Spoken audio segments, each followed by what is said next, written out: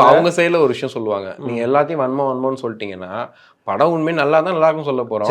அதான் நான் சொல்லல, ஒப்பீனியன் சும்மா வன்மத்துல சொல்றோம். அது நம்ம நாங்க என்ன சொல்லுவோம்னா, படம் உங்களுக்கு பிடிச்சிருக்கான்னு கேட்டா ஓகே, எனக்கு பிடிச்சிருக்குங்க அப்படின்னு சொல்லிட்டா முடிஞ்சு போச்சு. எனக்கு பிடிக்கல நீயும் போய் பார்க்காத போனா அவ்வளவுதான், நீ போனா அவ்வளவுதான் முடிஞ்சு, நீ அதோட வாழ்க்கையில வெறுத்துருவ அப்படின்னு சொல்றதா. இன்னொன்னு என்னன்னா ஃபர்ஸ்ட் அனிருத் எரா அப்படின்னு தானே சொல்றாங்க. அதுக்கு வந்து கம்ப்ளீட்லி அவர் டிசர்வ்டு. ஏன்னா இப்போ வர ரீசெண்டா வர எல்லா படத்தையுமே தலைமை வந்து கையில் எடுக்கிறது இல்லை, தோல்ல தூக்கிறாரு. பாகுபலி மாதிரி படத்தை கூடு தலைவா, நீ பேசாம தூங்குனே நான் பாத்துக்கிறேன் அப்படின்ட்டு. இல்லைங்க, அந்த மாதிரி இறைச்சல வேற சொல்றீங்க, இறைச்சலா இருக்கு, சவுண்ட் எல்லாம் மோசமா இருக்கு பண்ணுதுன்னு.